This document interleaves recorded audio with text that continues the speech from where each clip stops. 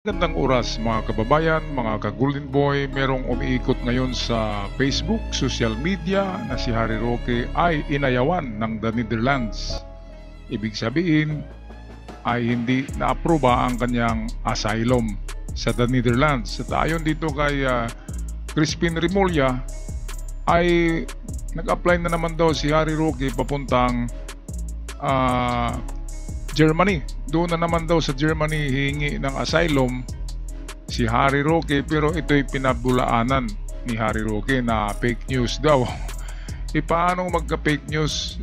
Ang nagsasabi niyan ay isang Dutchman na public official sa Netherlands ang nagsasabi na hindi na-aproba ang application ni Harry Roque sa asylum sa Netherlands dahil nga kasama at kasabwat siya ni Digong, di ba? Pareho silang may kaso. Siyempre naman, hindi naman mga bubo, hindi naman mga ob-ob yung taga Netherlands, ang gobyerno ng Netherlands ay alam na alam kung sino si Harry Roque at sino si Digong.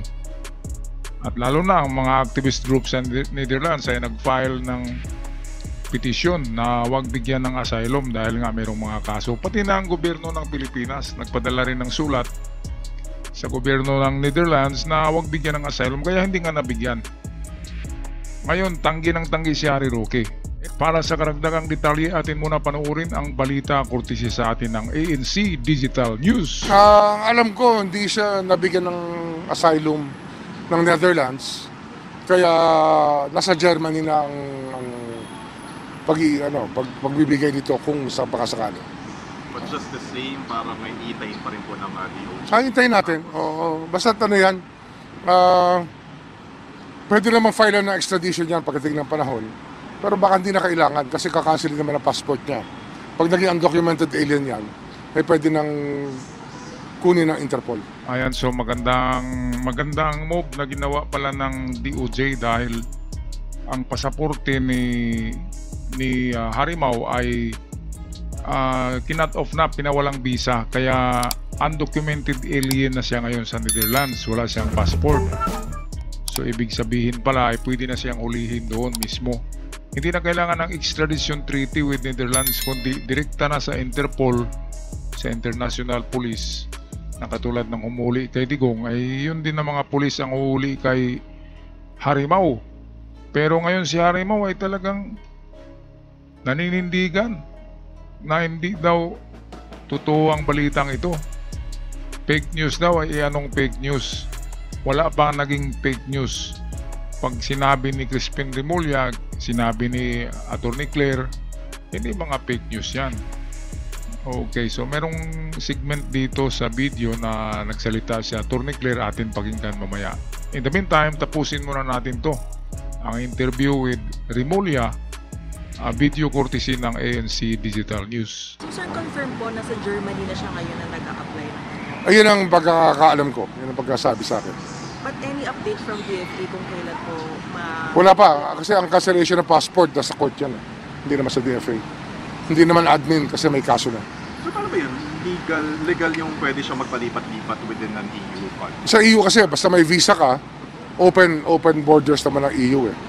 Pero ayan, pagka naging fugitive from justice, lalo na pag nawalan na ng documentation, ay pwede na siyang habulin ng Interpol.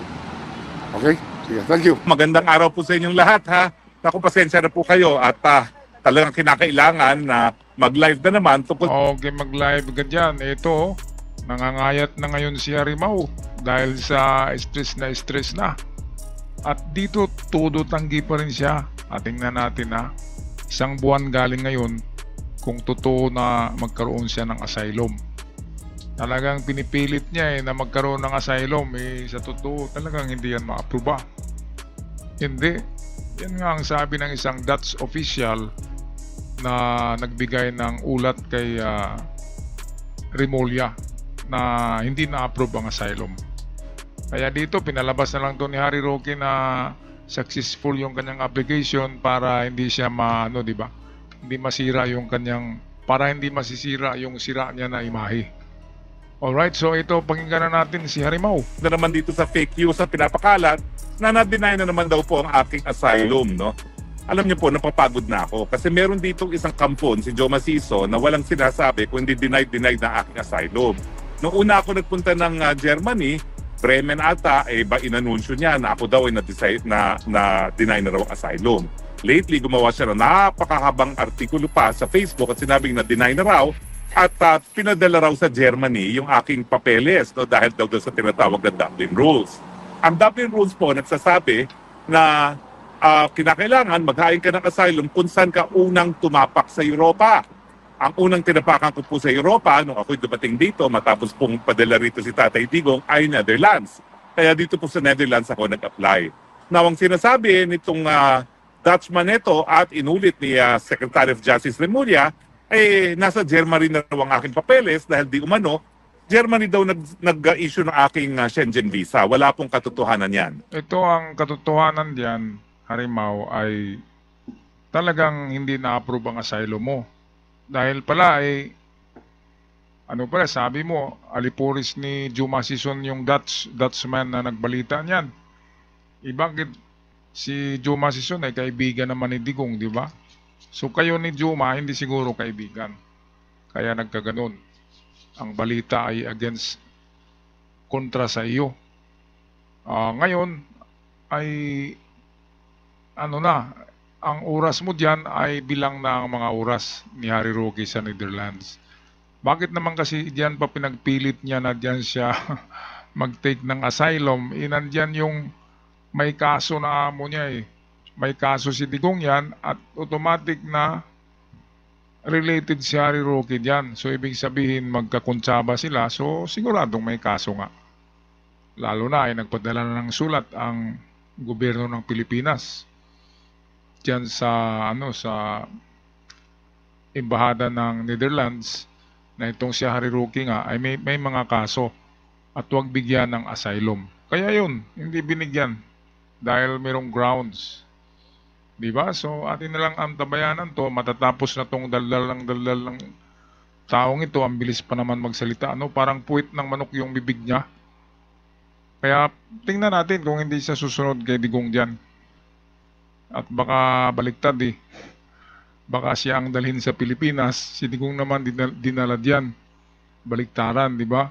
Okay lang kung magkasama sila ni Digong sa kulungan para at least naman ay may kausap ang kanyang amo. Di ba? So itong susunod na video ay courtesy ng RTBM TV ng Palasyo. Ito yung press briefing ni Attorney Claire Castro na nagkumpirma nga na naghihintay ng gobyerno ng Pilipinas sa pagbalik ni Harry Roque. Ibig sabihin, aristuhin talaga ito. So narito ang video, atin panoorin. Justice Secretary Remulla said that the Netherlands has denied the asylum request of former Secretary Harry Roque, who is now seeking asylum daw po in Germany. Now he has denied it and said that it is fake news. Pero hingi lang po sana kami ng reaction sa palasyo, lalo na at nanawagan na rin po kayo noon na umuwi na siya sa Pilipinas at harapin yung kanyang mga kaso. Opo, tandaan po natin, sinabi nga daw po ni Atty. Harry Roque na fake news si DOJ, si SOJ Remulla. Siguro po, wag natin kalimutan na may intelligence assets ang Department of Justice at ibinibigay nila ang mga karapatang impormasyon sa Department of Justice. At nagpapasalamat tayo because Atty. Harry Roque has been telegraphing his punches and the government and DOJ.